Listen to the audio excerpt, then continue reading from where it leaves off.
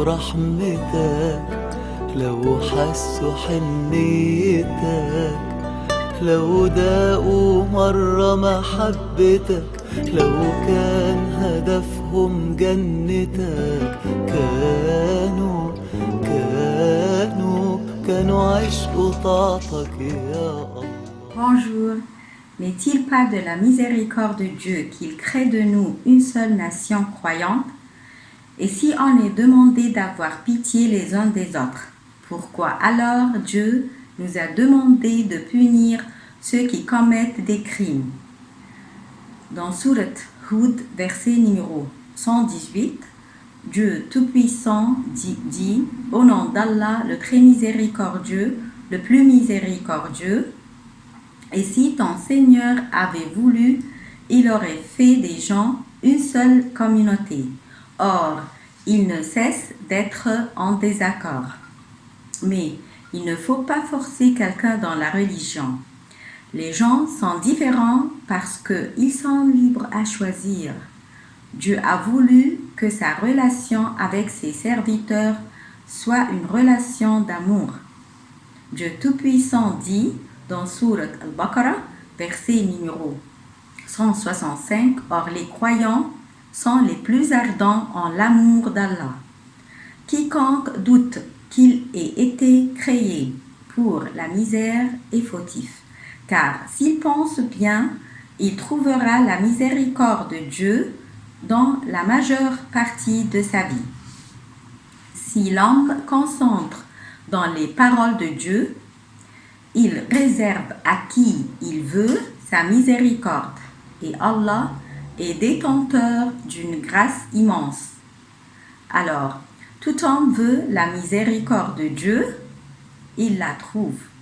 Et s'il veut connaître le plus large chemin pour atteindre Dieu, je lui dis que c'est le chemin de la miséricorde. Dieu Tout-Puissant dit « Malheur donc à ceux dont les cœurs sont endurcis contre le rappel d'Allah. Et les plus loin d'Allah sont ceux qui possèdent un cœur endurci. C'est de la miséricorde de Dieu qu'il nous ait envoyé notre prophète Mohammed, que la paix soit sur lui. » Dieu a déclaré dans Surat Al-Anbiya, verset numéro 107, « Et nous ne t'avons envoyé qu'en miséricorde pour l'univers. » Ce prophète, quand Dieu lui a donné le choix de prendre le commandement de sa nation, il a refusé, disant « Non, Dieu, qu'il soit entre tes mains. Vous êtes les plus miséricordieux. » Il a raison, car la miséricorde du frère n'est jamais égale à celle du Père. La miséricorde de Dieu ne change jamais avec le temps, comme celle du serviteur, ce qui montre la sagesse, la miséricorde et l'amour du prophète Mohammed, que la paix soit sur lui envers sa nation. Dans Surat Al-Imran, verset numéro 159, « Au nom d'Allah, le plus miséricordieux, le très miséricordieux, c'est par quelque miséricorde de la part d'Allah que tu, désignant prophète Mohammed, as été si doux envers eux. Mais si tu étais rude, au cœur dur, ils se seraient enfuis de ton entourage.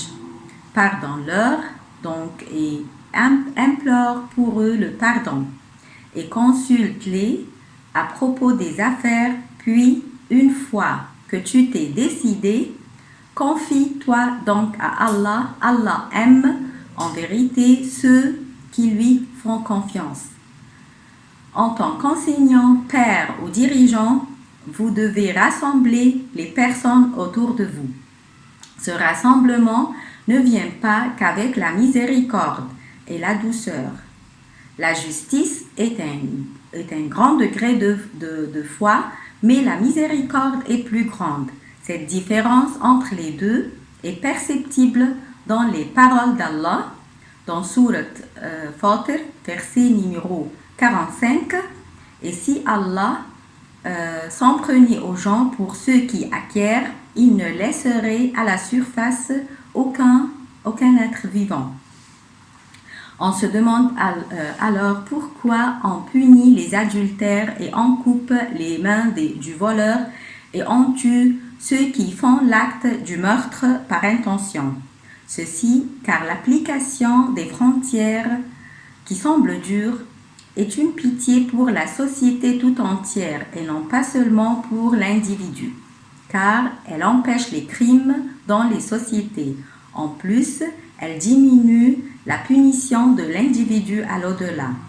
Cela est l'ordonnement de Dieu et on doit obéir car lui seul, il connaît ce qui est meilleur pour ses serviteurs.